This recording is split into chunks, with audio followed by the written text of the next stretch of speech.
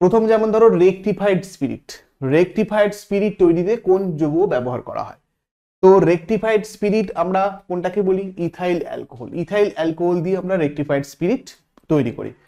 এখানে আরো কিছু এক্সট্রা ইনফরমেশন আমরা দেখবো। ইথাইল অ্যালকোহলের আরো অন্যান্য যেসব ব্যবহারগুলো আছে, যেমন ধরো ক্লোরোফর্ম, খুব ইম্পর্টেন্ট। ক্লোরোফর্ম প্রস্তুতিতে কি ব্যবহার করা হয় তোমাদের পরীক্ষাতে আসে, তো সেক্ষেত্রে তোমরা কি বলবে? Ethyl alcohol.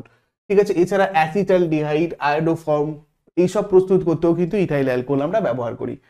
রং বার্নিশ শিল্পেতেও ইথাইল অ্যালকোহল ব্যবহার করা হয়। স্বচ্ছ সাবান প্রস্তুতিতে ইথাইল অ্যালকোহল ব্যবহার করা হয়। ঠিক আছে, এছাড়া ধোঁয়াহীন বারুদ প্রস্তুতিতে আমরা কোন জৈব যৌগ ব্যবহার করি? ইথাইল অ্যালকোহল ব্যবহার করি ধোঁয়াহীন বারুদ প্রস্তুতিতে। এছাড়া ধরো বিভিন্ন রকম পানীয় মানে ড্রিঙ্কস, মদ এইসব প্রস্তুতিতে ইথাইল অ্যালকোহলের ব্যবহার হয়। ঠিক আছে, হুইস্কি, ব্র্যান্ডি এইসবেতেও কিন্তু আমরা ইথাইল অ্যালকোহল ব্যবহার করে থাকি। বিভিন্ন ধরনের ওষুধ, টনিক জাতীয় বিভিন্ন ধরনের বলকারী ওষুধ, টিংচার দ্রবণ এইসব প্রস্তুতিতে কিন্তু ইথাইল অ্যালকোহল ব্যবহার করা হয়। তোমাদের পরীক্ষায় চলে আসে টিংচার দ্রবণ প্রস্তুতিতে কোন জৈব যৌগ ব্যবহার করা হয়, বা ধরো ধোঁয়াহীন বারুদ এইটাতে, বা ধরো সাবান প্রস্তুতিতে, ক্লোরোফর্ম প্রস্তুতিতে কি ব্যবহার করা হয়। ঠিক আছে, কৃত্রিম রাবার প্রস্তুতিতে আমরা কি ব্যবহার করি? ইথাইল অ্যালকোহল ব্যবহার করি। গালা, রজন এইসব জিনিসগুলো মানে জৈব যৌগের দ্রাবক রূপে, স্পিরিট ল্যাম্প, স্টোভ জ্বালানি রূপে ব্যবহার করা হয় ইথাইল অ্যালকোহল। স্পিরিট ল্যাম্পে যে জ্বালানি থাকে সেটাও কিন্তু ইথাইল অ্যালকোহল হয়। ঠিক আছে, আচ্ছা এবারে ধরো পেট্রোলের সঙ্গে মিশিয়ে মোটর গাড়ির জ্বালানি হিসেবে ব্যবহার করি আমরা ইথাইল অ্যালকোহল। জীবাণুনাশক রূপে ইথাইল ব্যবহার করা হয়। স্পিরিট লেভেলে অ্যালকোহল থার্মোমিটার এইসব তৈরিতে কিন্তু আমরা ইথাইল অ্যালকোহল ব্যবহার করি। অ্যালকোহল থার্মোমিটার যে হয় সেই থার্মোমিটারও কিন্তু আমরা ইথাইল অ্যালকোহল ব্যবহার করি। ঠিক আছে, এছাড়া আমরা পরীক্ষাগারে উদ্ভিদ, প্রাণী এইসবের নমুনা স্যাম্পেল কনজার্ভ করে রাখার জন্য ইথাইল অ্যালকোহল ইউজ করি। রেকটিফাইড স্পিরিট তো তোমাদের বললাম, এটা ছাড়াও মেথিলেটেড স্পিরিট, এই দুটো স্পিরিট তৈরিতেই আমরা ব্যবহার করে থাকি ইথাইল অ্যালকোহল। রেকটিফাইড স্পিরিট কি জিনিস দেখো, C2H5OH মানে হচ্ছে ইথাইল অ্যালকোহল, এটাই হচ্ছে তোমার ইথাইল অ্যালকোহলের সংকেত। ঠিক আছে, OH কার্যকরী গ্রুপ থাকা মানে এটাকে আমরা অ্যালকোহল বলবো, রেকটিফাইড স্পিরিট। তো ইথাইল অ্যালকোহলের একটা লঘু দ্রবণ করা হয়, তার আংশিক পাতন প্রক্রিয়া থেকে 95.6% গাঢ় ইথাইল অ্যালকোহল আর 4.4% জলের মিশ্রণ পাওয়া যায়। এই মিশ্রণকেই শোধিত অ্যালকোহল বা রেকটিফাইড স্পিরিট বলা হয়। এবার মেথিলেটেড স্পিরিট প্রস্তুতিতে রেকটিফাইড স্পিরিট ব্যবহার করা হয়, মানে এই রেকটিফাইড স্পিরিট দিয়ে আমরা আবার মেথিলেটেড স্পিরিট ইউজ করি। রেকটিফাইড স্পিরিট দ্রাবক হিসাবে তুলনাহীন, এটা গালা, রেজিন, সাবান, সুগন্ধি জৈব পদার্থ, ওষুধ সকলকে দ্রবীভূত করতে পারে। টনিক ওষুধ প্রস্তুতিতে রেকটিফাইড স্পিরিট ইউজ করা হয়। পাওয়ার অ্যালকোহল যেটা আমরা ইথাইল অ্যালকোহলের সাথে রেজিন, পেট্রোল এই দুটো মিশিয়ে ব্যবহার করি। পাওয়ার অ্যালকোহল যেটা পাওয়ার জেনারেট করতে পারে। তো আমরা ইথাইল অ্যালকোহল, রেজিন আর পেট্রোল এই তিনটে জিনিস দিয়ে কি তৈরি করি? পাওয়ার অ্যালকোহল তৈরি করি। ঠিক আছে, এছাড়া দেখো এটা তো তোমাদেরকে বললামই। ঠিক আছে, মেথিলেটেড স্পিরিটটাও তোমাদের পরীক্ষায় আসে, সাথে সাথে এটা একবার দেখে নাও। 95% ইথাইল অ্যালকোহলের জলীয় দ্রবণকে রেকটিফাইড স্পিরিট বলে। 95% ইথাইল অ্যালকোহলের জলীয় দ্রবণকে আমরা কি বলি? মেথিলেটেড স্পিরিট বলি। ঠিক আছে, দেখো রেকটিফাইড স্পিরিটকে পানের অযোগ্য করার জন্য রেকটিফাইড স্পিরিটের সাথে মিথাইল অ্যালকোহল 10%, সামান্য পিরিডিন 0.5%, ন্যাপথা, রাবার এর নির্যাস, কাউকোসিন মিশিয়ে এটাকে বিষাক্ত করে দেওয়া হয়। এই বিষাক্ত মিশ্রণকে মেথিলেটেড স্পিরিট বলে। পানের অযোগ্য করার জন্য এগুলো মিশিয়ে দেওয়া হয়। কি কি মিশিয়ে দেওয়া হয় আরেকবার দেখে রাখো সবাই। আমরা মিথাইল অ্যালকোহল 10% দিচ্ছি, পিরিডিন 0.5%, ন্যাপথা, রাবারের নির্যাস, কাউকোসিন এই সবগুলো মিশিয়ে দিচ্ছি। মিশিয়ে দিলে এটা বিষাক্ত হয়ে যাচ্ছে এবং এটাকে আমরা বলছি মেথিলেটেড স্পিরিট। এর ব্যবহার কি? স্পিরিট ল্যাম্পের জ্বালানি হিসাবে, স্টোভের জ্বালানি হিসাবে আমরা মেথিলেটেড স্পিরিট ইউজ করি। বার্নিশ রং প্রস্তুতিতে মেথিলেটেড স্পিরিট ইউজ করা হয়। কীটনাশক দ্রব্য প্রস্তুতিতে তোমার মেথিলেটেড স্পিরিট ইউজ করা হয়। ঠিক আছে, এগুলো গেল আমাদের তোমার হচ্ছে rectified spirit, methylated spirit related. এবার দেখো রাবার, চর্বি, তেল, মোম ইত্যাদির দ্রাবক হিসাবে কোন জৈব যৌগ ব্যবহার করা হয়? রাবার, চর্বি, তেল, মোম ইত্যাদির দ্রাবক হিসাবে আমরা ব্যবহার করি ক্লোরোফর্ম, যেটা খুব ইম্পর্টেন্ট একটা তোমাদের জিনিস, চেতনানাশক হিসেবেও ব্যবহার করা হয় তোমরা জানো। ঠিক আছে, শল্য চিকিৎসায় চেতনানাশক, দেখো এটা খুব পরীক্ষায় আসে।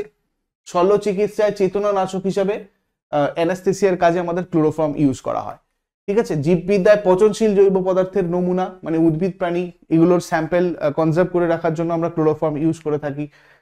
এটা তো তোমাদের বললামই, তেল, চর্বি, মোম, রজন, রাবার এই সবগুলো যেগুলো আছে এগুলোকে আমরা ডুবিয়ে রাখতে মানে দ্রাবক, এগুলো দ্রাবক হিসাবে, দ্রাবক মানে এর মধ্যে যে নমুনাগুলো আমরা যদি রাখি সেগুলো অনেকদিন ধরে ঠিকঠাক থাকবে আর কি, তো সেটা দ্রাবক রূপে আমরা এটা ইউজ করে থাকি।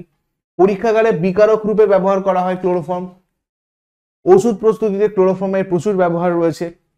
কাপড় পরিষ্কার করার জন্য ড্রাই ওয়াশে আমরা কি ব্যবহার করি? ক্লোরোফর্ম ইউজ করি। ঠিক আছে, তাপ উৎপাদক জ্বালানি হিসেবে কোন যৌগ ব্যবহার করা হয়? তাপ উৎপাদক জ্বালানি হিসেবে আমরা ব্যবহার করি মিথেন, যেটাকে আমরা বলি মার্স গ্যাস। এই মিথেন থেকে প্রচুর প্রশ্ন তোমাদের জিজ্ঞাসা করা হয়। ঠিক আছে, যেমন মিথেন মার্স গ্যাস নামে পরিচিত, ফার্স্ট পয়েন্ট। সেকেন্ড পয়েন্ট হচ্ছে কার্বন ব্ল্যাক, জুতোর কালি, ছাপার কালি, অ্যাসিটিলিন গ্যাস এইসব প্রস্তুত করতেও কিন্তু আমরা ইউজ করি মিথেন। দেখো, জৈব যৌগের মধ্যে সরলতম জৈব মিথেন, তোমাদের এটা অনেকবার পরীক্ষায় এসেছে যে সরলতম জৈব যৌগের নাম কি, তোমরা কি বলবে? মিথেন। 1857 সালে, এটাও খুব ইম্পর্টেন্ট একটা পয়েন্ট, নোট করে রাখবে সবাই। 1857 সালে বিজ্ঞানী বার্থেলো পরীক্ষাগারে সর্বপ্রথম কার্বন আর হাইড্রোজেন থেকে মিথেন নামের এই যৌগটা তৈরি করেছিল। মিথেন নামের যৌগ কে তৈরি করেছিল? যেহেতু এটা আমাদের সরলতম জৈব যৌগ, তাই এটা কে আবিষ্কার করেছিল, প্রথম কে ইনভেন্ট করেছিল, সেটা কিন্তু তোমাদেরকে হচ্ছে মনে রাখতে হবে। বিজ্ঞানী বার্থেলো প্রথম 1857 সালে এটা করেছিল, কার্বন আর হাইড্রোজেন থেকে মিথেন নামের একটা যৌগ তৈরি করেছিল। এরপরে দেখো এই পয়েন্টটা, পেট্রোলিয়াম খনি থেকে নির্গত প্রাকৃতিক গ্যাসের মধ্যে প্রচুর পরিমাণে CH4 উৎপন্ন হয়, প্রায় 85%।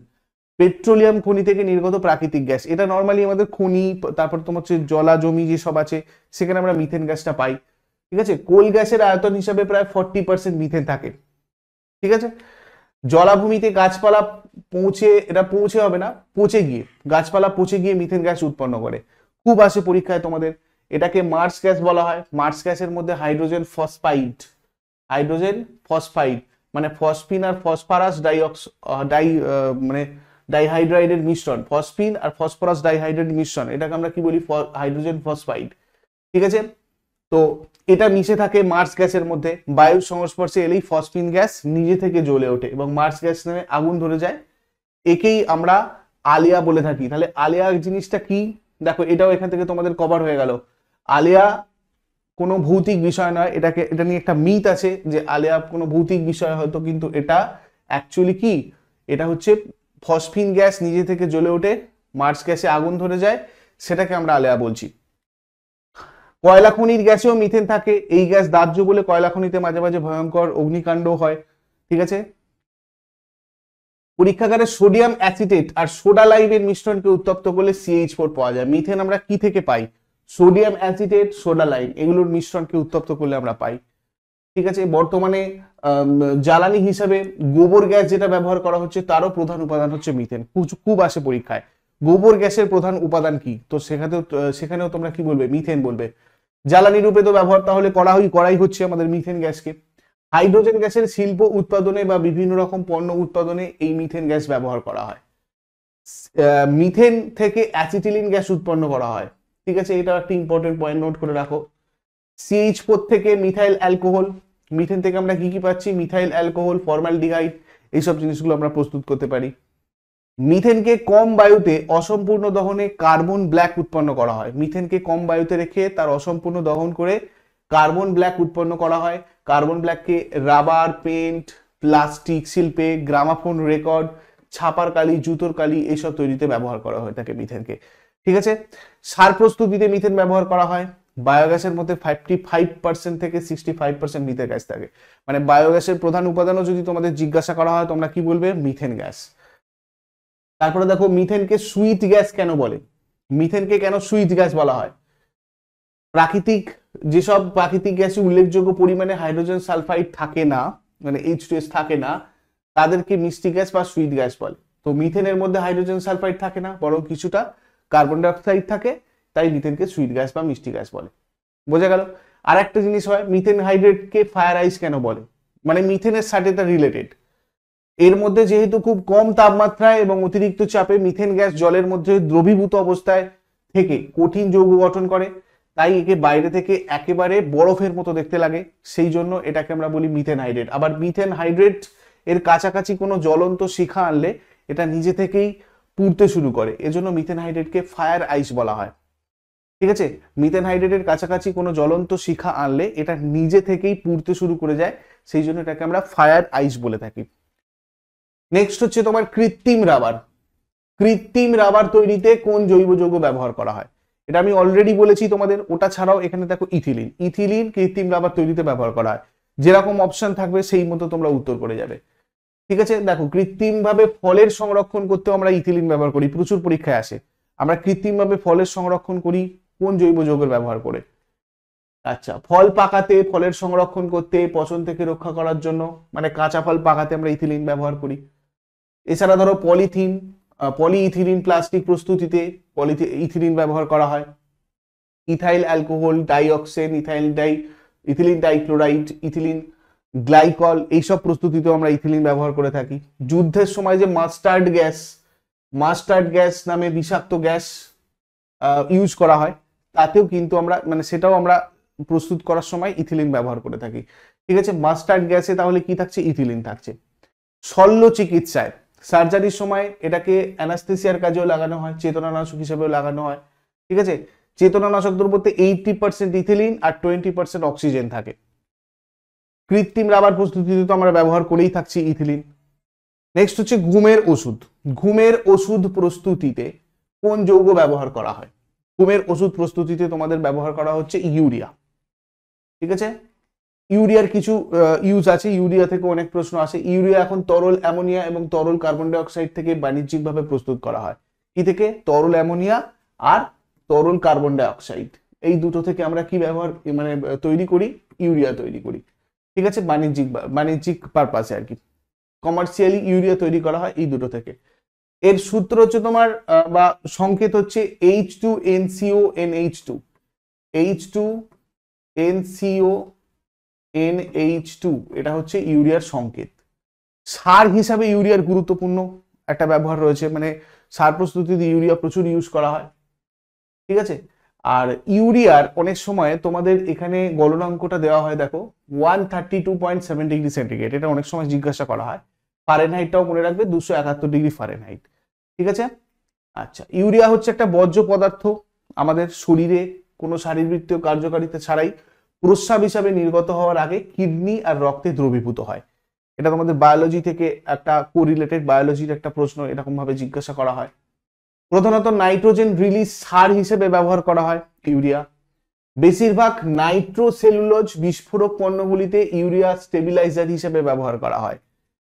ইউরিয়া নাইট্রেট CH5N3O4 এর মতো উচ্চ বিস্ফোরক পদার্থ তৈরিতেও কিন্তু এটা ব্যবহার করা হয়। রিহাইড্রেশনের জন্য ব্যবহৃত ক্রিম বা মলমগুলোতে ব্যবহার করা হয় ইউরিয়া।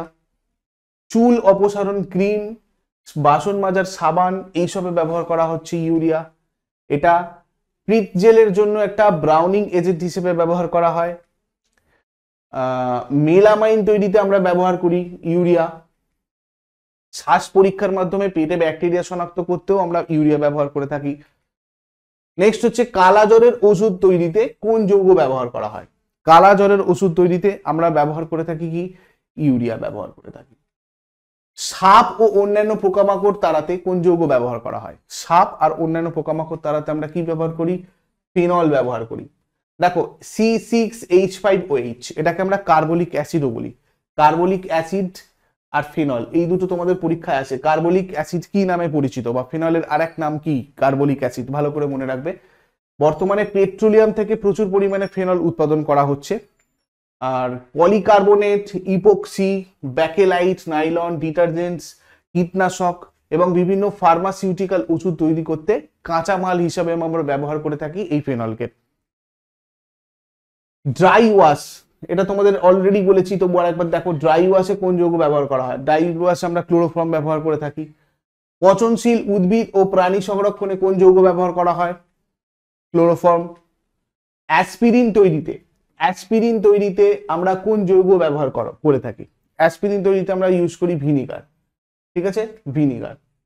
এর রাসায়নিক নাম হচ্ছে কি? অ্যাসিটিক অ্যাসিড, খুব পরীক্ষায় আছে। ভিনিগারের রাসায়নিক নাম কি? ভিনিগারের রাসায়নিক নাম হয়ে যাবে অ্যাসিটিক অ্যাসিড। সাদা রং প্রস্তুতিতে, মাছ মাংস সংরক্ষণে, রাবার ঘন করতে আমরা এই ভিনিগারকে ব্যবহার করে থাকি। ভিনিগার খেলে শরীরে রক্তে অক্সিজেন প্রবাহ বৃদ্ধি পায়, ঠিক আছে, এবং শরীরের রক্ত প্রবাহ সরল করে এটা। এছাড়াও ভিনিগার শরীরের বিভিন্ন অঙ্গের ক্লান্তি দূর করে, শরীরের স্বাভাবিক কার্যক্রম সচল করে, সেজন্য এটা আমাদের শরীরের পক্ষে খুব উপকারী।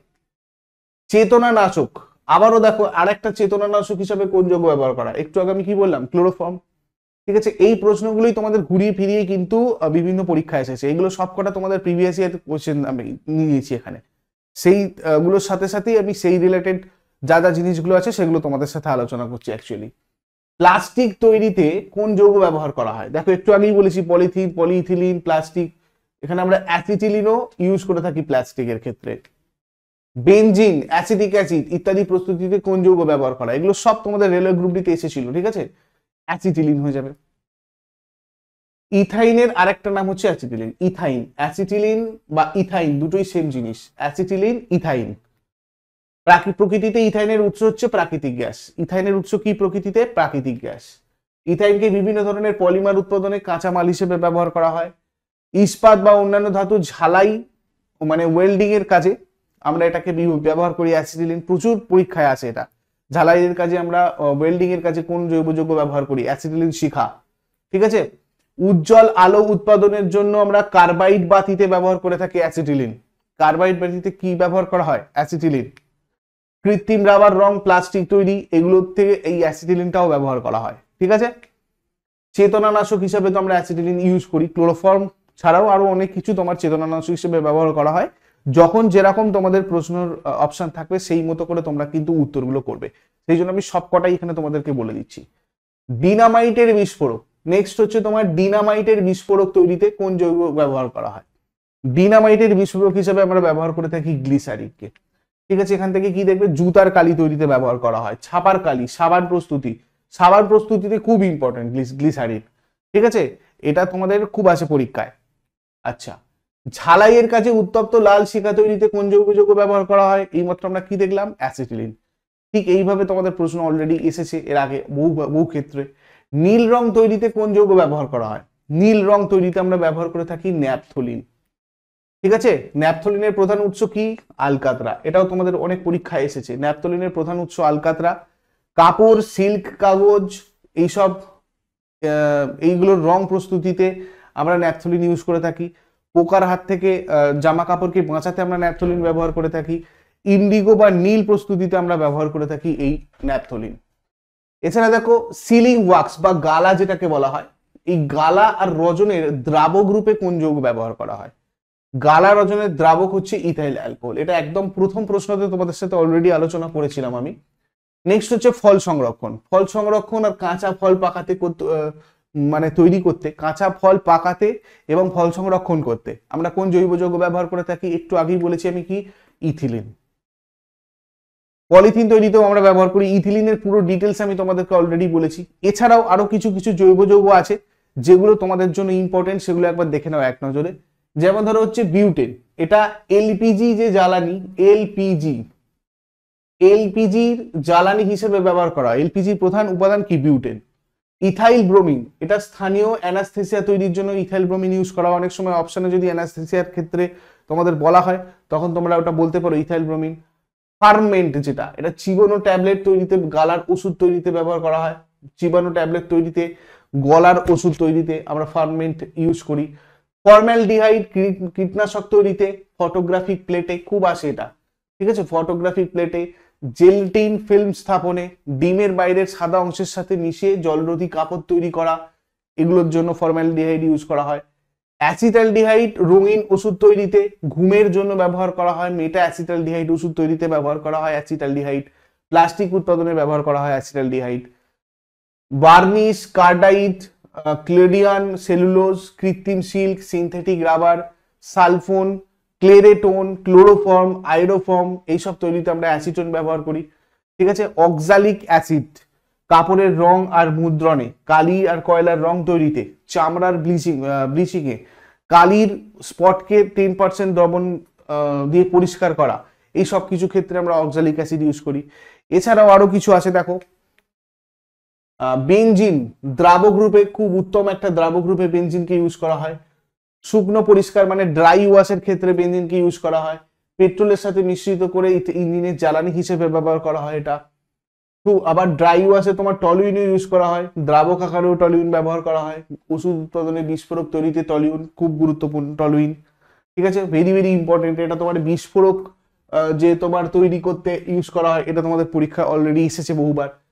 ক্লোরোবেনজিন যেটা অ্যানিলিন, ফেনল এইসব উৎপাদনে ব্যবহার করা হয়। এছাড়া নাইট্রোবেনজিন তোমার মিরবেন তেল, যেটা মিরবেন তেল আকারে সাবান উৎপাদন, পালিশ তৈরি, ঠিক আছে। আচ্ছা, রঙের ব্যবসায়, ওষুধ উৎপাদনে আমরা অ্যানিলিন ব্যবহার করি। রং শিল্পে পারফিউম তৈরি করতে আমরা বেঞ্জালডিহাইড ইউজ করি। এছাড়া ওষুধ তৈরি, ফলের রস সংরক্ষণ করতে আমরা বেনজোইক অ্যাসিড ব্যবহার করি।